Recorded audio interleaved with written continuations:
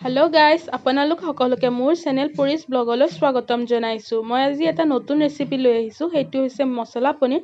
আহকচোন চাওঁ মই কেনেকৈ বনালোঁ। প্ৰথমতে মই পনীৰ লৈ লৈছোঁ আৰু মই এইটো ধুনীয়াকৈ পিচকৈ কাটি লৈছোঁ। আপোনালোকে ডাঙৰকৈ কাটিব পাৰে বা নিজৰ ইচ্ছা আৰু কেনেকুৱা পিচ কৰে। মই এনেকুৱাকৈ সৰু সৰু পিচ কৰি লৈছোঁ। মই ইয়াতে 3টামান পেপচিকাম লৈছোঁ। পেপচিকাম লৈ বুকৰ অংশটো এৰুৱাই পেলাইছোঁ। এৰুৱাই পেলাই ইয়াতে ফালি লৈ সৰু সৰু পিচ কৰি লৈছোঁ। একেদৰে পিঁয়াজটো 4ফাল কৰি সৰু সৰু পিচ কৰি লৈছোঁ। চাইজবোৰ একে চাইজ কৰিলে ভাল হয়। আৰু পিঁয়াজটো 4ফাল কৰি লৈ তাৰে পিঁয়াজৰ কোহকেইটা উলিয়াই দিছোঁ। ইয়াতে বেছি সৰু কৰিব নালাগে পিঁয়াজকেইটা, তেতিয়া খাই ভাল লাগে আৰু ডাঙৰ হৈ থাকিলে।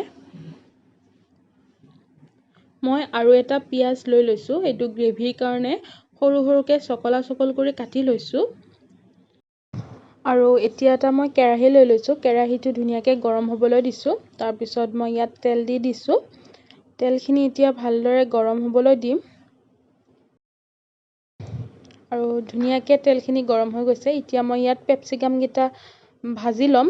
ইয়াতে আধা ভাজিলেই হ'ল, গোটেই পূৰাকৈ ফুল ভাজিব নালাগে। 70% মান ভাজি ল'ব লাগিব। এইখিনি মোৰ এতিয়া ধুনীয়াকৈ আধা ভজা হৈ গৈছে আৰু এইখিনি এতিয়া মই উঠাই ল'ম।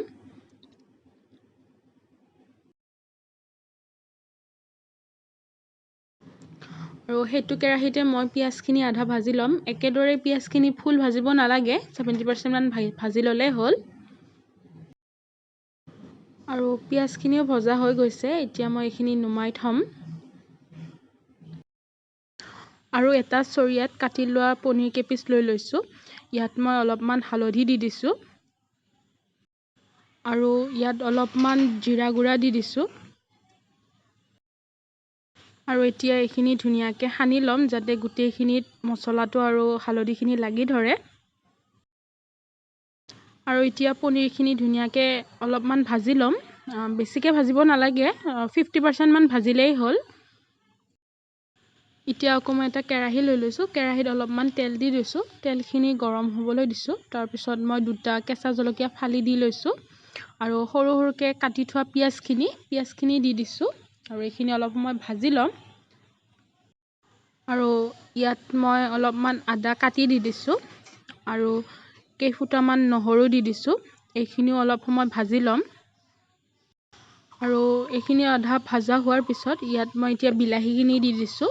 বিলাহীখিনিও ধুনীয়াকৈ আধা ভাজি ল'ব লাগিব। আৰু এইখিনি ধুনীয়াকৈ ভজা হৈ গৈছে। এতিয়া এইখিনি নুমাব পৰা হৈ গৈছে। মই এইটো নুমাই ল'ম। নুমাই অলপ সময় ঠাণ্ডা হ'বলৈ দিম।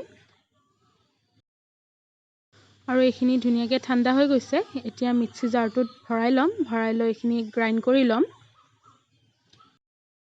এইখিনি ধুনীয়াকৈ পিছা হৈ গৈছে। ইয়াৰ কালাৰটো খুব ধুনীয়া আহিছে। এতিয়া মই বাতি এটাত উলিয়াই ল'ম।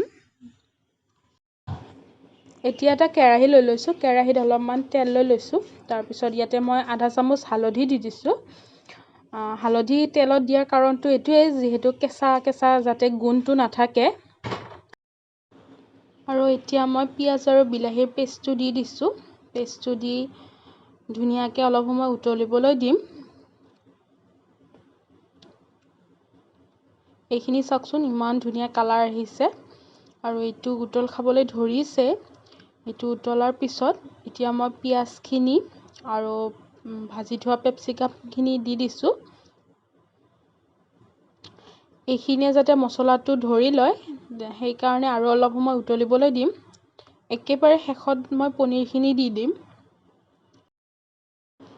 যিহেতু মই আগত ক'তো নিমখ দিয়া নাছিলোঁ, এতিয়া মই সোৱাদ অনুসৰি নিমখ দি দিছোঁ।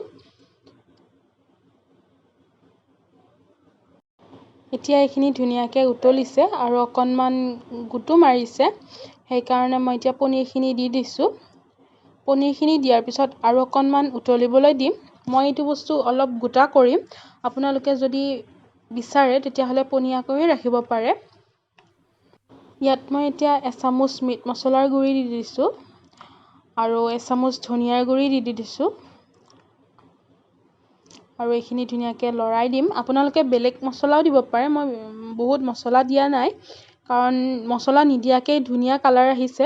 এইটো এতিয়া নোৱাব পৰা হৈ গৈছে। মই পূৰা গোটা কৰি লৈছোঁ, আপোনালোকে জোল কৰিবও পাৰে, সেইটো কোনো কথা নাই। এনেদৰেই মোৰ আজি মছলা পনীৰ ৰেডি হৈ গ'ল। আপোনালোকে যদি ভাল পালে তেনেহ'লে ঘৰত এবাৰ ট্ৰাই কৰি চাব আৰু কেনে পালে মোক কমেণ্ট বক্সত কমেণ্ট কৰি জনাব। ভিডিঅ'টো যদি ভাল পালে তেনেহ'লে লাইক, কমেণ্ট, শ্বেয়াৰ আৰু ছাবস্ক্ৰাইব কৰিবলৈ নাপাহৰিব। Thank U.